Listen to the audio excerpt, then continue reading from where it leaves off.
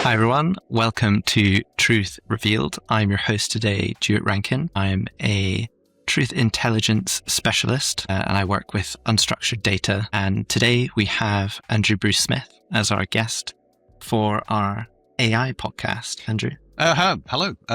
Great to be here. Do you want to give a bit of background on yourself? Okay. I'll try and keep this mercifully brief. So my background has been pretty much mainly in communications, PR, etc. I actually began my career in 1985 as a journalist, but after a couple of years moved into the PR realm. We've remained ever since. But my interest in AI, for example, goes back even further. I was fortunate to be at Edinburgh University in the early 1980s, and somehow, even though I was doing a philosophy degree, ended up getting into the wacky world of mathematical logic and being invited to join the then nascent AI department at Edinburgh. I didn't because I couldn't get the money to fund my studies, so that didn't happen. So I ended up going south, getting a job as a journalist in London, but never lost that interest in AI. So long story short, I've spent pretty much the last decade telling people who care to listen about the potential impact of AI specifically and technology generally in the worlds of communication, marketing, market research, etc.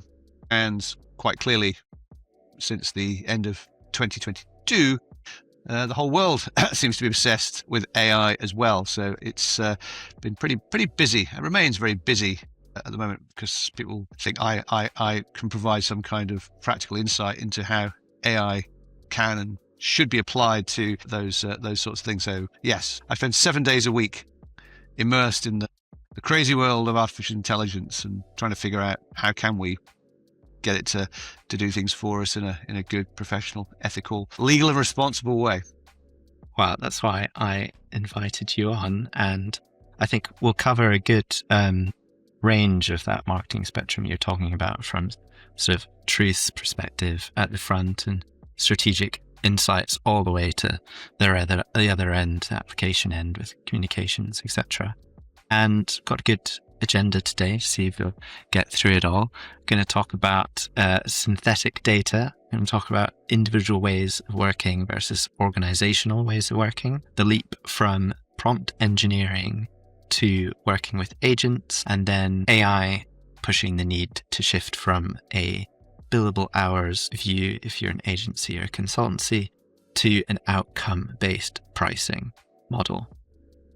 So let's start with synthetic data. And it's a year ago now that the Market Research Society published a paper on synthetic data. It's called AI and Synthetic Data in Market Research, and I'll probably post that below. It's worth a read.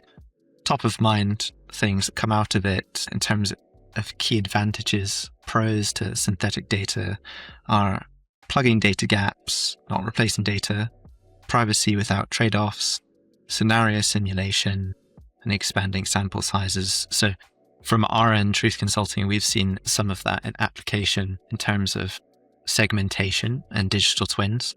So if you're having a segmentation every 1 to 3 years, having that synthetic data or digital twins applied to your data and then being able to ask questions of it, stretch the questions and make it really actionable, be able to play with it in between those two times where you're asking humans to input new data, you really get to stretch the usefulness of that application. Kind of things have you seen in terms of synthetic data out in the wild? Okay, nice, easy topic to start with. So my first observation is that my sense is there's still a lot of people out there who they hear the term synthetic data and they're initially skeptical because they jump to thinking, well, synthetic's just another word for making it up. So how can kind of inventing or creating out of thin air data be possibly useful, kind of relevant, accurate, and so on and so forth? Tell me I'm wrong, but I detect often a kind of an initial sort of, as I say, skepticism around the entire concept. My favorite reference point when it comes to synthetic data is DeepMind, Google DeepMind, and specifically the work they've done around Alpha. If you're not familiar with it, Sir Demis Hassabis, one of the co-founders of DeepMind, of course, got a Nobel Prize last year, not for AI per se, but for chemistry, for the work they were done in rapidly accelerating the process of discovering proteins and protein folding. The synthetic data angle is, well, kind of how do they do it? Well, I'm not going to go into the nitty-gritty They do detail. like a documentary on it that people can Google, actually. Indeed. There you go. See, excellent. Go and watch that. But to kind of summarize, there wasn't enough existing data to allow them to kind of build a model. So they kind of had to create synthetic data using the original data as a kind of starting point. And I thought it was fascinating when it was described as saying, well, yes, we create all this additional synthetic data, but we don't just kind of like add it on and then analyze that and then generate results. So there is a kind of process of generating a whole bunch of new synthetic data, using some of it to then kind of feed back into the kind of the underlying systems that then being developed. The long story short of it, clearly that had a practical and unbelievably useful outcome.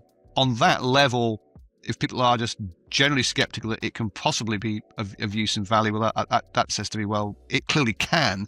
And like most things, it will depend. It will depend on, well, why are we doing it in the first place? What are we hoping to achieve by using synthetic data? I mean, you've already highlighted, certainly in the context of market research, where it clearly already is being used and developed, and by the sound of it, pretty successfully. Now, of course, again, it's not a sort of silver bullet.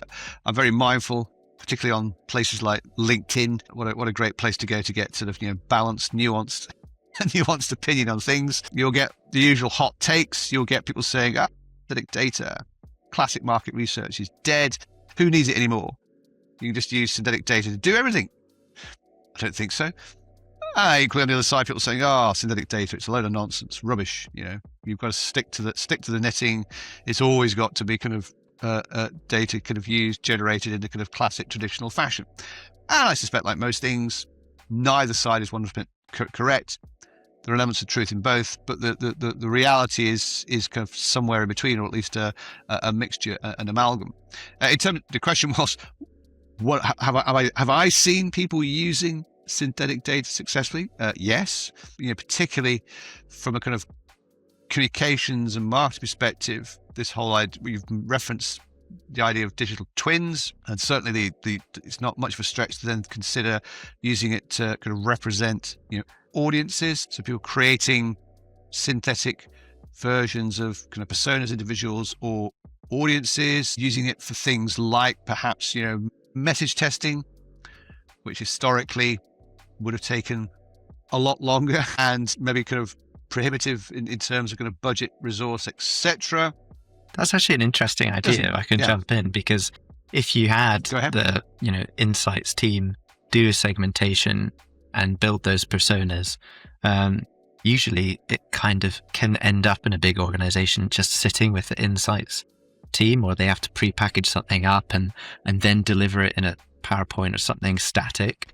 Whereas, that absolutely. now has the possibility, to your point, to be an interactive source between different departments. Yeah, and I think, and this is a point I've been making all along in relation to AI, or specifically generative AI and the tools that 99.9% of people assume you're talking about when talking about these things. That it's important to distinguish between kind of both qualitative and quantitative approaches. I still think there's a lot of people out there go, oh well, if I give a spreadsheet, if I put it into ChatGPT or Copilot, then the language models and analyzing that spreadsheet of data, it's like, well, I hope not, because it's a language model. It's basically tokenized representations of language.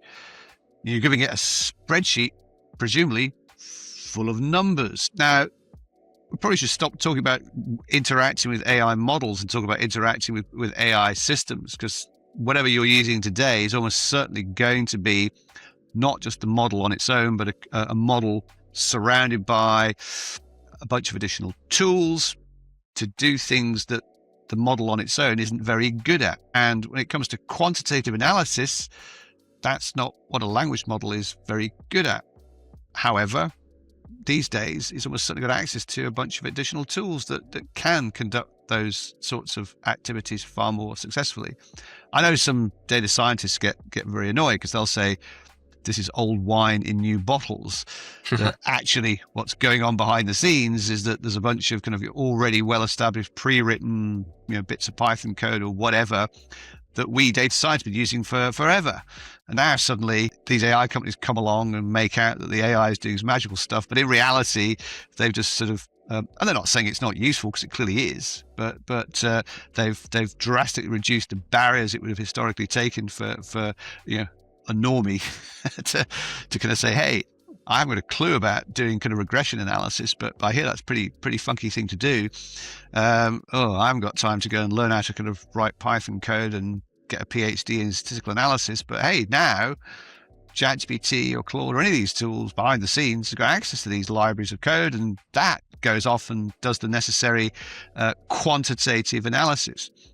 Because I think all along, in fact, it was ChatGPT that first offered that capability, and it's hard to believe that was, getting on close to 3 years ago. It was the summer of 23, I think I recall, when they introduced it. They introduced it as a code interpreter. They've always been hopeless at names, haven't they? What? Why would you call it that? I guess they assumed that I know. But basically, it was allowing you to upload data and have access to all these kind of different sort of pre-written code libraries that then applied it to the data and kind of promote the analysis. So, and the ongoing conversation about hallucinations, making things up. Well, again, it's nuanced, isn't it? Yeah, sure. If I gave the spreadsheet to the language model, it's going to go, whatever. I'll give you a response. But I'm kind of making it up. I'm hallucinating because I'm taking your input and then tokenizing it and doing all these things to it, as assuming it's language rather than it's a spreadsheet, and I shouldn't be touching it with a barge pole. That's the importance of the human in the loop, right? Because there we go. But this assumption but to that point about with data, is it accurate? How do I know that it hasn't done something, made something up? So yes, you're absolutely right. It reinforces the idea that human beings with the necessary expertise and experience are the ones that will be capable of spotting, okay, that's not right. Professor Ethan Molick, I'm sure you are familiar with, makes the excellent point that as the language models and these AI systems continue to improve, as we all know, they're getting better and better and better. And yes, on the whole, the hallucination rates of the systems have indeed been declining at quite a rate over the last several years. That doesn't mean they are perfect, by no means. They are still going to make mistakes. He would argue that the challenge now is that the fact that those mistakes are actually more subtle. They're actually harder to spot now. So you still definitely need the human in the loop with respect to that. Anyway, to try to sum all that up, yes, we have to keep reminding ourselves this has all happened so quickly. Barely in the space of 3 years, we've gone from a situation where historically a lot of people who would have loved to have applied certain techniques and done certain things, well, they just couldn't for a whole bunch of reasons. Well, we didn't have the time, the money, the budget, the resource, the expertise to allow us to do that. There's no question, I think, that AI systems and specifically things like synthetic audiences and kind of, I hate using the phrase democratizing, but it's kind of true, allowing more and more people who previously wouldn't have touched this with a barge pole are, if they're minded to do so, are perfectly capable of being able to kind of utilize and apply these techniques to allow them to get insights that they wouldn't previously have had. Or to your earlier point, that's a really important to remove point. that sort of siloed effect of there's a gold mine of insight sitting there, but it's not being kind of widely accessed because of all those kind of historical kind of barriers to doing so. And it doesn't come with a warning label on it either, does it? So people might have previously not used it because, as you pointed out, budget constraints, but then they really might not know about the bias that would happen within the synthetic data itself, the bias that would happen within the model, and then the other types of restrictions that come out with synthetic data, again, referenced in the MRS report. So expanding that data, more data doesn't necessarily mean better insights. Which has always been true. That's a universal truth of data that more absolutely does not necessarily equate if they have a to background better. in data. But if they haven't, and it's been democratized and they're picking up for the first time, where do they find these warning labels, I guess, on how to use synthetic data safely? Yeah, and for what purpose? I mean, and those you're quite right. Excellent points. How was that synthetic data set created in the first place? Can they show their work? Exaggerate for effect. Yeah, did somebody just say, "Oh, I push a button and there we go, great, I've got a bunch of synthetic data, hurrah, I'm off to the races"? It's like, no, not quite. The ability to generate a synthetic data set that is fit for the purpose to which you intend to put it is certainly a lot easier today. I think that's part of the nuance. Why am I doing this? For argument's sake, am I creating a synthetic audience because I like to be able to kind of, test messaging? Oh, look, I've actually managed to get 2,000 different messages created for me in a trice. And if I now ask my synthetic audience to kind of, evaluate those messages from a bunch of criteria that I've developed, it's not going to give me the answer, but in terms of assisting me, the human being, to make more informed decisions about where to focus my energies, that can turn out to be really quite useful. Really useful. And it is, because I know I'm showing people how to do that sort of week in, week out. And it is kind of a bit of a light bulb moment when you go, yes, I hadn't really thought about it in that way before. But now you mention it, actually, that can be really useful. So that's definitely kind of a specific example there of, as I say, if you're clear on why you're doing it, and again, to your point, you've got at least a basic understanding of the potential traps and pitfalls around not just accepting synthetic data at face value and running off and doing things, then yeah, sure, it definitely has value, no question. Can't just be, as you said before, traditional market research is dead, synthetic data is the future. Jump on the trend, jump on the bandwagon. Yeah. There is just a common pattern. There is a kind of a bell curve, isn't there, of your two extremes. It's dead. No, that's all rubbish. And then the reality is somewhere in the middle. Yes. The balanced view is difficult to find on various different platforms. Well, because social media platforms. Sadly, for a whole bunch of reasons. Well, you could argue the social media platforms are algorithm doesn't like nuance. Correct. Well, who does? All these things are intermingled. Nuance requires accepting that there's going to be some effort involved, unfortunately, or the desire for simple. There we go. Got to get Kahneman involved at some point. So bring it on. Shout out to Daniel. Yeah. Yeah. Is there anything else you want to talk about in terms of synthetic data before we move on to the next topic? Well, almost certainly yes, but in the interest of diversity of topic and time, then we probably should move on to something else, if that's okay. Well, because the next topic we're swirling around, touching on it in terms of a meta kind of topic, which is knowing what to do.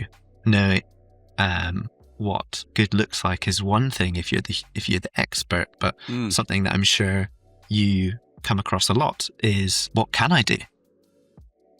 Yeah. And I think a lot of organizations have let certain pockets of digital champions, probably recycled those teams again in terms of improving individual ways of working. And they're trying to train individuals and train them up. But I think it's interesting, this concept of going from individual ways of working to organizational ways of working, understanding your workflows, and then how do you adapt your entire workflows with these? Yeah, I think that's gosh, how long have we got on this topic? So, yeah, but just observing over like several years, because literally I'm spending day in, day out, week in, week out, working with organizations of all types, shapes and sizes. And I think there's a general observation. Here we are now in 2026, and yeah, I think you'd be hard pushed now to find any organization that hasn't, in some shape or form, at least begun to have AI available at least to some people. But I would argue that even then, it's still being used in a very, very kind of simple and crude way, and it's almost being treated like a personal productivity tool. Oh, great, I've got Microsoft Copilot. I can summarize an email. Go me. Access doesn't mean use. right? Yeah. Correct. I think we've seen that, haven't we? That Microsoft sold gazillions of Microsoft Copilot licenses, but the number of actually being used is a much smaller proportion. I think it's a 10-to-1 ratio was the figure I was quoted, that for every 10 licenses sold, only one is actually being actively used on a even weekly basis. So yeah, there's a whole bunch of other things that, again, to the point about it's complicated and nuanced. It's one thing to say, well, we've given everybody access to an AI tool. There you go. Off you go. Okay, where's the training? Well, even if you then run training workshops, great. That again doesn't necessarily mean that it will then miraculously transform workflows, etc. It's the other way around, that senior managements need to have I think a much more kind of visceral exposure to it to kind of truly understand this is going to affect everything. So the expectation that just buying a bunch of licenses and running a few workshops is going to miraculously make it all happen. Yeah, no. Well, I think that's an interesting concept, is implicit versus explicit ways of working. And a lot of people will have grown up within organizations or their career, and a lot of that information is implicit. They haven't written it down anywhere. There's no guidelines. Absolutely. Yes. And the idea of it is potentially overwhelming. But if you don't look at that and you don't put it on paper, then how are you going to be able to know and experiment where AI is going to come in? It is kind of ironic, because this in a sense is kind of not new in the slightest. I mean, it's the idea that, well, how would we improve the efficiency of our workflows? Well, do we even know how we do what we do? There's a lot of books have been written about this. Where can I go to find that sort of, where's that standard operating procedure kind of clearly delineated, written down, agreed, consensus that yes, this is how it's done, and we're very confident that this is how everyone does it. And we all know that's clearly not true. I think, again, another kind of factor, certainly with so-called knowledge work, is that we'll probably get onto it shortly when we talk about AI agents. But if you say, well, let's document how people are doing things. Well, hey, why don't we just kind of like stick a camera on them? We'll just record them, and then we'll see what they do. And that's it. Job done. It's like, well, no, because what you get almost certainly for a knowledge worker is they spend most of their day sitting at a computer, typing on a keyboard. Oh, look, the thinking's happening their mouse inside their head. It's, to your point, it's the tacit knowledge. It's all in here. Yes. Or the undocumented, even companies that say, yes, we've decided how things should get done. Do they? No, because invariably people encounter roadblocks, or they find hacks and workarounds. So management sitting here is going, well, we've told people what to do, and they're all just following the instructions and doing it to the letter. And it's like, yeah, you get down on the shop floor, you get at the coalface in whatever context, and you'll invariably find that isn't how it's being done. So yeah, and these aren't new issues. They've been around such a long time. I shamefully cannot remember the name of the book now. It was a brilliant book that came out last year, and it was all about this whole idea of, this is how things should get done in organizations, but they don't. Here's what actually happens. Yeah. But investigating why this happens, and there's some fantastic case studies in there. I probably won't do justice to it. It was one about shop. Yeah, but I think it was one. I hope I characterized it correctly. But basically, it boiled down to, it was going to manufacture a facility, and they're trying to work out why they weren't getting the expected efficiencies and throughput from it. It's something along these lines. It basically boiled down to the fact that, well, we have a lunch break from 12 to 1, so we turn the machine off. It's like, well, why do you do that?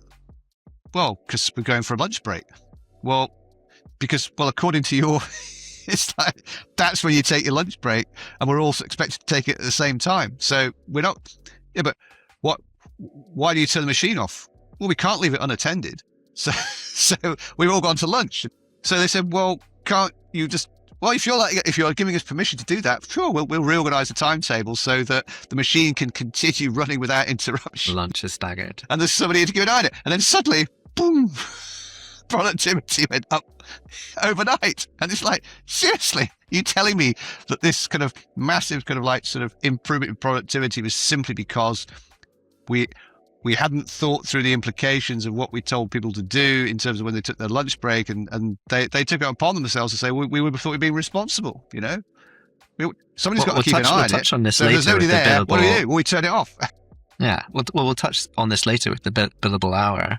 But in a way, with agencies, consultancies, whatever type of business it is, you've already started to have to break down what you're doing into units, into widgets, and measure it in terms of time. It's just a process of trying to.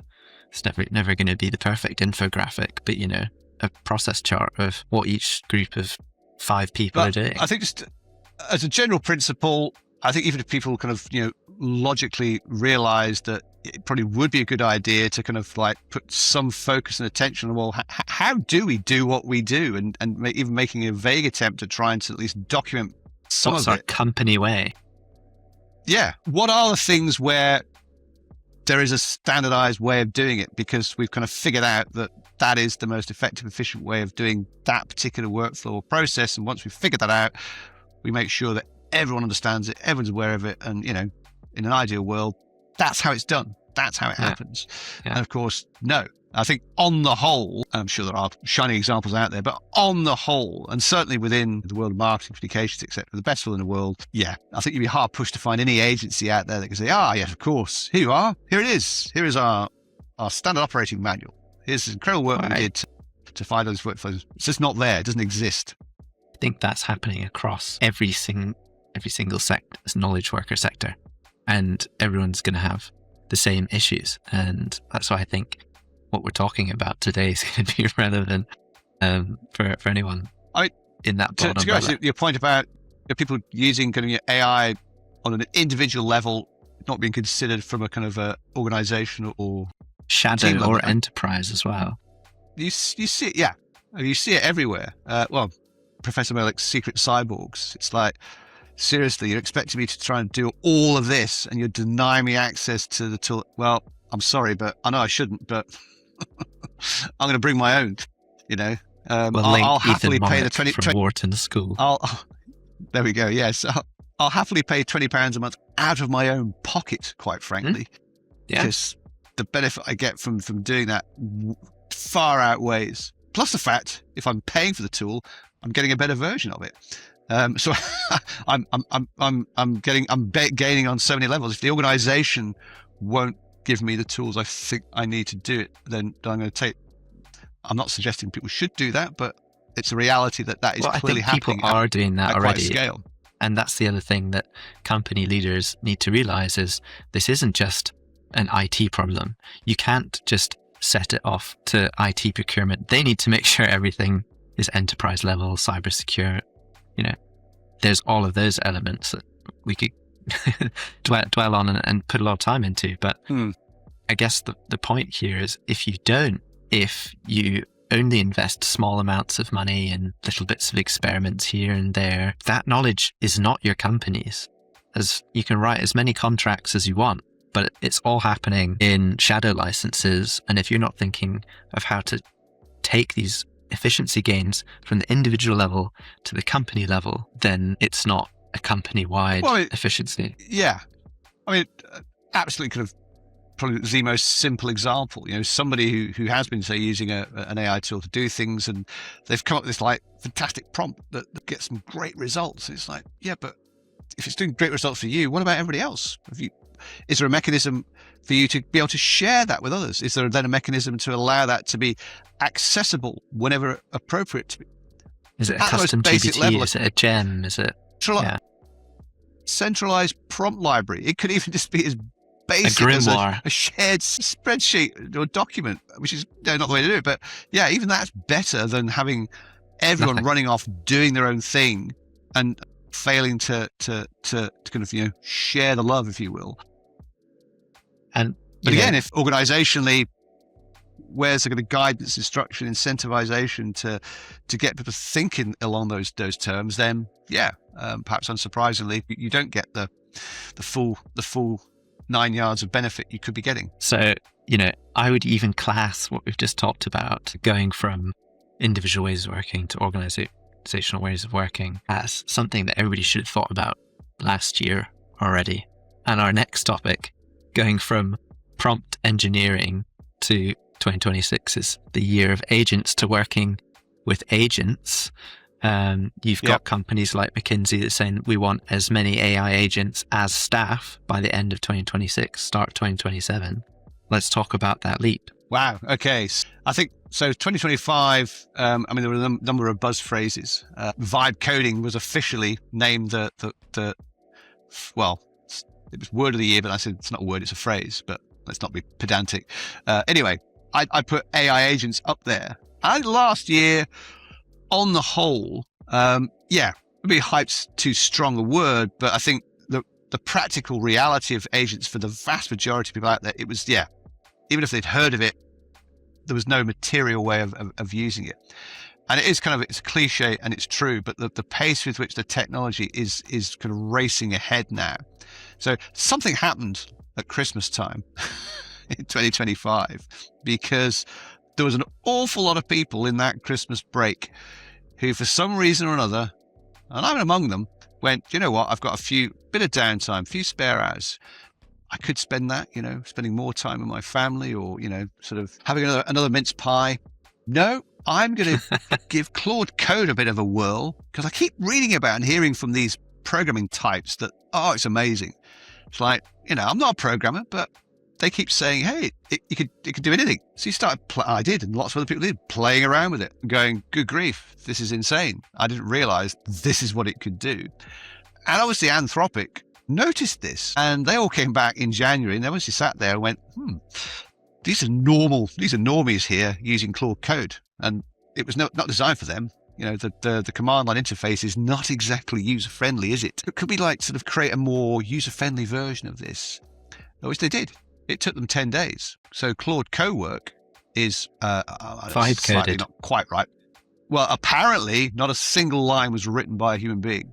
Well, that's what Boris said, yeah. Literally, Jenny said that the entire thing was, of course, human beings evaluated the code, but from nothing to shipping the product in 10 days, when normal people started using Cowork, they're going, oh, now I get it.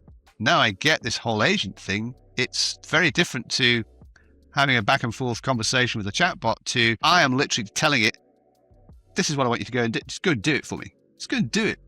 And off it goes. Yeah. And of course, it will spin up its own system and go and do something with agency, with its own agency.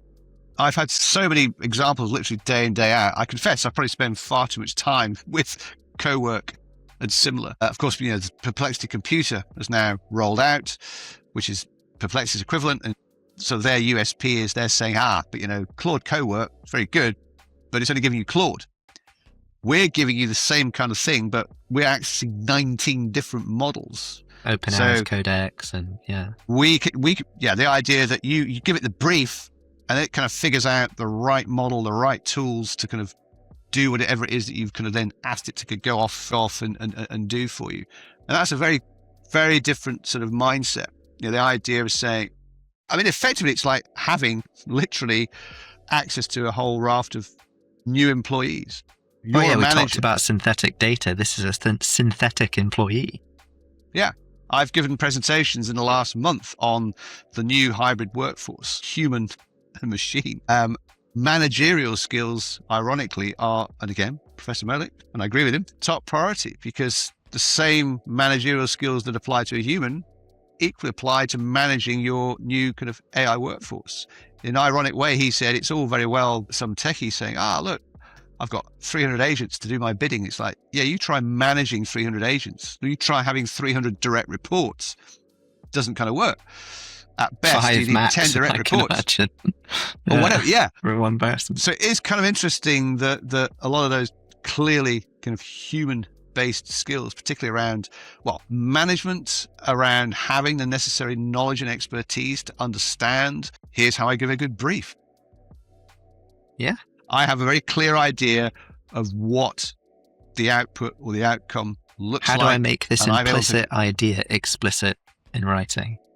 There we go. You see, and then we've you've already just touched on multiple different things you need to upskill your individual employees, your teams, on how to work with these things, right? Because funnily enough, nobody wants to apparently hire junior workers, but they're probably the first people that will want to pick up this stuff. But you've got to teach I think people that's the prompt engineering, but then to your point, how to write a brief, how to decide a timeline for a project, how to orchestrate multiple different pieces of work going on at the same time.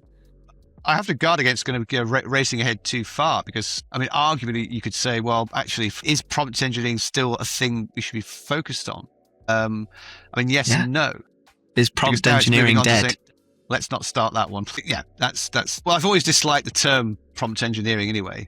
I've always regarded it more about giving it a good brief. And this is, again, even more so now, because the brief now isn't just, well, here's the instructions to you. It's the, what are the necessary skills that you, my AI colleague, should have access to in order to be able to perform this task to the best of your ability. So again, who creates the skill?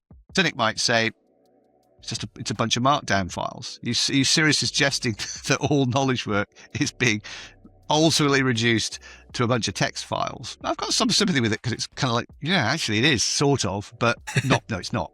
But that's what they are. I mean, they are. It sounds totally complicated. Not really. It's a text file with instructions, and then a list of scripts and assets and resources that skill then has access to. But yeah, to your point about junior way of working. Yeah, totally. Yeah. To your point about junior workers, yeah, absolutely. The kind of knee-jerk short-term thing, or rather simplistic analysis, says, well, the work that juniors currently do, well, it can be done much better, faster, cheaper by AI. So who needs them anymore? Okay, right. But then the other way of looking at it is, okay, so those are tasks that they would have done in the past, but now they don't. So let's give them something new to do. Or does that completely change your approach to developing junior talent? Whereas in the past, absolutely, because you still would have had to teach them these things. The admin, yeah, but now you can start from day one. It's like, we can't talk to you about sort of developing your kind of strategic analysis skills yet, because you got to spend 3 years doing all this grunt work stuff first. Then you earn your stripes, and then if you're still here, you qualify to then be kind of moved on to looking at this stuff. Whereas opposed to, no, you could start from day one, being trained, educated in these kind of higher value, probably going to have a lot more engaged young workforce as well. Yes, because they'll be doing more interesting things. Call me a naive optimist, but that is my perspective on it. That says, great, people can start from day one involved in the really interesting stuff. Plus the fact this is the stuff that for nobody's got a crystal ball, but this is far more likely to remain in the realm of the human being. The human being who's going to develop their experience, their sense of judgment, their critical thinking.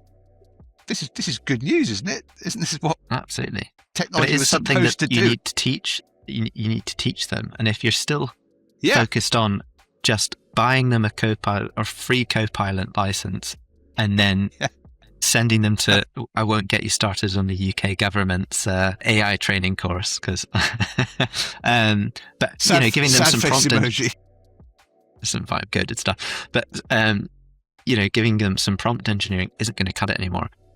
To your point at Christmas, shout out to Christopher Penn. He had a great example of how to get used to working with agents that I've been following and still doing it now, writing a book. So I'm writing a book for my girlfriend and taking different types of research agents, writing agents, but I'm having to learn, even if I'd done it in co-work rather than command line, I've started in command line, understand like folder structures and permissions. And oh my God, that's the moment where you're like, actually, this thing has access to my computer. And I think that's also the part where everybody's going to have this holy bleep moment at an organizational level. Well, I think one of this is just, I think this is kind of a normal trajectory. If somebody's using co-work for the first time, or because again, it's had a bit of a kind of the feel to itself for a few weeks. We've now got Perplexity Computer, and Google's not going to sit there and do nothing. They're all going to offer similar capability. Well, in fact, Copilot have announced that they're going to bundle Claude Co-work in Copilot. Oh, haven't they? But even the agentic so browsers, Microsoft's already right? agentic Like browsers, and, exactly. All of that, yes. And it is. I mean that co-work, when you kind of go, oh, actually, like most, I don't know, maybe I am a bit lax when it comes to how I organize my computer and having like sort of well thought through folder structures, all that kind of stuff. It's like, oh, I didn't do that, did I? Said to co-work, you go off, you have a look at my chaotic hard drive and come back with a recommendation and a plan about how you would suggest I could organize all my stuff, which it does. And you go, great, we'll go and do it then. And then 20 minutes later, it's like, whatever it was, some ridiculous number of files accumulated over the years, all neatly organized in this new, it's like, I imagine wow, a lot of organizations would be tempted to do that, but I won't recommend that they do. Well, no, and again, you can see why. Because at the moment, we've had since, well, I guess sort of the beginning of January, and of course, let's not get on to things like OpenClaw and all that kind of stuff. But, certainly if one does still kind of hang out on places like X for the AI chat, you can't move without sort of people breathlessly sharing the life-changing sort of effects of agents and OpenClaw. They're OpenClaws and Maltbook. So yes, I mean, so at the moment it's purely individuals that are kind of singing the praises, amazing new way of doing stuff, and almost certainly they're not doing it. I hope they're not doing it on their company machines. Although somebody said to me, I hate to break it to you, but yeah, there are people out there that probably shouldn't be, but they've got OpenClaw on the work machine and doing stuff. That's a good point as well. I wonder how many small to medium-sized businesses are even aware that that might be a risk. But before we dive into, let's not dive into that, because I want to still try and get a bit of billable hours versus outcome-based pricing. Because again, I feel like that's a thread through our entire narrative in this episode is efficiency. There's going to be an expectation of efficiencies in the way that you're working. I'm already seeing a lot of companies, big four consultancies, saying that they're going to have to start shifting a lot of their work to either a SaaS-based platform or outcome-based pricing. Yeah. Gosh, where do we start on that one? Well, I defer to the great Richard Susskind, whose book came out in 2015. That's over a decade ago as well. Which was entirely, I think, something on the lines of the future of the professions. I mean, Richard Susskind, a legal background, but ironically, like me, went to university in Scotland in the 1980s, at Glasgow rather than Edinburgh. But he too fell into AI at the time. But he actually kind of took it a little bit further. He was involved in some of those early sort of AI expert systems that again didn't work in the end. But never mind. But yes, I think a very, very, very quite rightly popular book published over a decade ago, and he was saying even then, long before ChatGPT turned up, that this was the direction of travel across all professions: legal, accounting, architecture, marketing, PR, you name it. And really, that he was talking then about the death of the billable hour. I give credit to Richard Susskind, kind of first saying, look, at some point, this kind of ancient notion of you charge based on how long it takes people to do something is it couldn't say exactly when, but at some point it is going to cease to be kind of fit for purpose. I think it's happening now already. I think whatever sector it's going to be, clients are expecting AI efficiencies, and there is price pressure on the billable hour already. So if you haven't gone through all of those steps we were talking about, individual versus organizational ways of working, prompt engineering, working with agents, your clients are expecting that some of your competitors have already started doing this. So you're going to have to... And again, yeah. And I think arguably as well, this is not exactly new, but it's not as though people have been unaware of this idea of charging based on the value of what you actually bring to the client versus charging for how long it takes you to do stuff. Of course, the challenge being, it's easy to say it. How do you how do you convince a client that you should be paying this, because I can prove to you beyond all reasonable doubt this is the value that we have created for you, in whatever shape or form that might take. Now, of course, that historically has not been easy in the slightest. And arguably, it's still not easy now. Nevertheless, well, you've got to figure it out. Well, yeah, it's going to change the whole brief, write a proposal, do a pitch. It'll have to change that whole step-by-step system that a lot of people for decades have grown up with, writing out the billable hours, whether it is they've just seen the budget and raised it out, which don't do that. But, maybe even the way that clients write briefs, that's going to have to change as well, because they're going to have to think, what's the outcome that I need? Well, it is the classic thing that the technology is growing at an exponential rate, but the abilities of organizations to actually sort of assimilate any of this and the related knock-on effects is at a very linear pace. I think yes, you're right. I think people should be doing that, but I think it's going to be a lot of effort to convince people who've, since time immemorial, but this is how we've always done it.